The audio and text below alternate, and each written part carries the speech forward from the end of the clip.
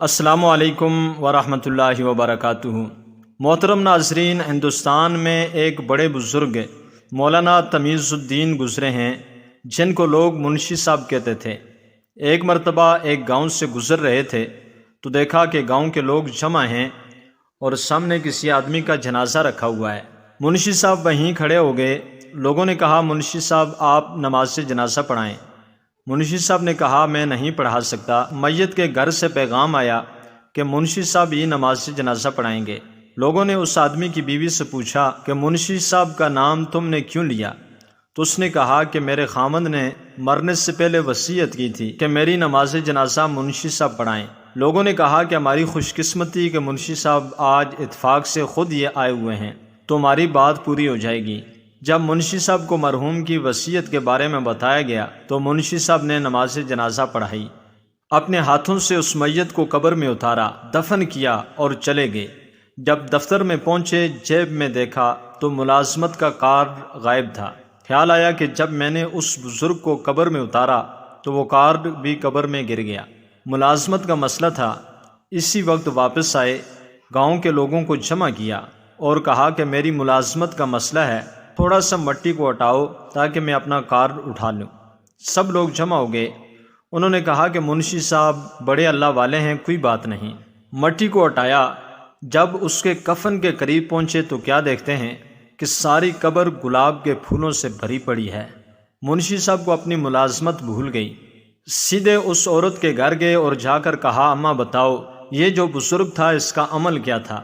بوڑھی عورت نے عجیب بات کہی۔ اس نے کہا کہ یہ ایک ان پڑھ شخص تھا، اس نے قرآن پاک کی چند صورتیں زبانی یاد کر رکھی تھیں لیکن نہ لکھنا آتا تھا نہ پڑھنا۔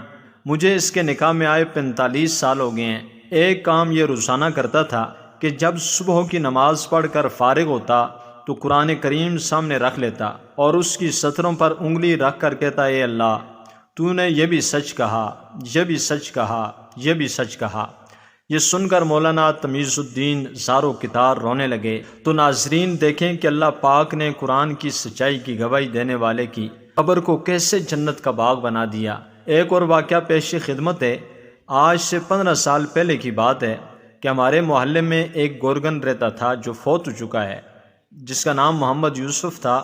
مضبوط جسم اور بڑی بڑی آنکھیں جن میں نور ہی نور بھرا ہوا تھا۔ ایمان اس کے چہرے سے چھلکتا تھا۔ اس کا ایک ہی معمول تھا، صبح گھر سے نکلتا اور شام کو قبرستان سے واپس آتا تھا۔ ہمیشہ راستے کی ایک طرف ہو کر چلتا اور کسی کی طرف بری نظر سے نہیں دیکھتا تھا۔ ایک دن محلے کے پڑھے لکھے لڑکے اکٹھے ہوئے اور یوسف سے کہنے لگے کہ آپ کی ساری زندگی قبرستان میں گزری ہے، ہمیں کوئی واقعہ سنائیں۔ یہ سن کر یوسف سنجیدہ ہوا اور لمبی سانس لی اور کہنے لگا آج مجھے 27 سال ہو گئے ہیں، میں قبریں بنا رہا ہوں۔ میرے ساتھ ایک دفعہ واقعہ گزرا ہے۔ گرمیوں کی دوپہر تھی، کچھ لوگ میرے پاس آئے کہ بابا جی قبر بنانی ہے۔ میں نے پوچھا کہ آدمی ہے یا عورت ہے؟ تو انہوں نے بتایا کہ عورت کرنٹ لگنے کی وجہ سے فوت ہو گئی ہے۔ وہ لوگ یہ کہہ کر چلے گئے۔ میں عموماً اکیلا ہی قبر بناتا ہوں۔ میں نے سخت گرمی میں قبر بنانا شروع کر دی۔ دوپہر 2-2:30 بجے تک قبر مکمل ہو گئی۔ قبر کو فائنل ٹچ دینے کے لیے میں نے قبر کے اندر کدال ماری تو مجھے ایسے آواز آئی جیسے کوئی شیشے کی چیز ٹوٹ گئی ہے، اور بس پھر خوشبو ہی خوشبو پھیل گئی اور قبر ٹھنڈی ہو گئی۔ میں قبر میں ہی لیٹ گیا۔ باہر سخت گرمی تھی، اندر قبر ٹھنڈک اور خوشبو سے بھری ہوئی تھی۔ اس سے میری روح تک خوش ہو گئی۔ میں حیرانی اور دہشت سے خاموش رہا۔ مغرب کے بعد جنازہ آ گیا۔ عورت کے ورثاء نے اس سے دفنا دیا اور چلے گئے، مگر میرے اندر تجسس بھرا ہوا تھا کہ اس عورت کی کون سی نیکی ہے جو اس کو اتنا بڑا انعام ملا ہے۔ پتہ کرنے پر مجھے معلوم ہوا کہ یہ عورت فرید گیٹ بہاولپور کے اندر رہنے والی تھی۔ آباء و اجداد یہیں کے رہنے والے تھے۔ میں پوچھتا ہوا فرید گیٹ پہنچ گیا اور عورت کے بارے میں معلوم ہوا کہ اس عورت کا خاوند کچھ عرصہ پہلے فوت ہو گیا تھا۔ وہ بیچارہ 6-7 سال بیمار رہا۔ اس عورت نے دن رات اس کی خدمت کی۔